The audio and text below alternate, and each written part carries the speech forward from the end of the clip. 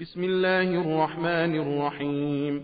فذلكم الله ربكم الحق، فماذا بعد الحق إلا الضلال، فأنى تصرفون.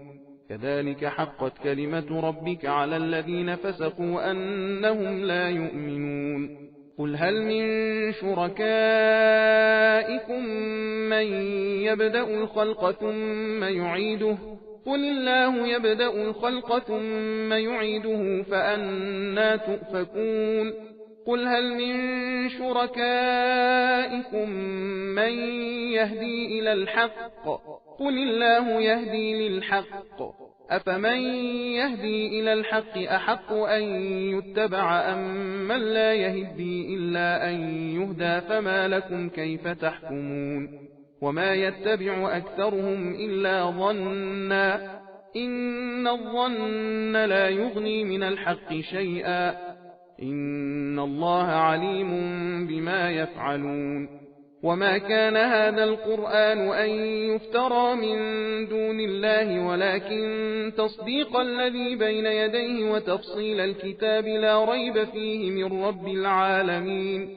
أم يقولون افتراه؟ قل فأتوا بسورة مثله وادعوا من استطعتم من دون الله إن كنتم صادقين. بل كذبوا بما لم يحيطوا بعلمه ولما يأتهم تأويله، كذلك كذب الذين من قبلهم، فانظر كيف كان عاقبة الظالمين. ومنهم من يؤمن به ومنهم من لا يؤمن به، وربك أعلم بالمفسدين. وإن كذبوك فقل لي عملي ولكم عملكم، أنتم بريئون مما أعمل وأنا بريء مما تعملون.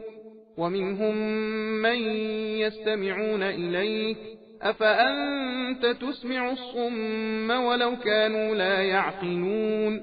ومنهم من ينظر إليك، أفأنت تهدي العمي ولو كانوا لا يبصرون.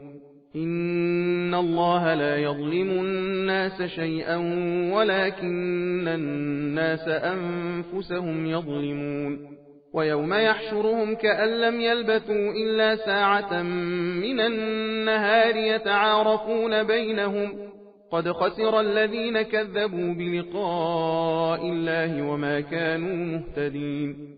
وإما نرينك بعض الذي نعدهم أو نتوفينك فإلينا مرجعهم، ثم الله شهيد على ما يفعلون. ولكل أمة رسول، فإذا جاء رسولهم قضي بينهم بالقسط وهم لا يظلمون. सबील कुरान हिदायत का रास्ता।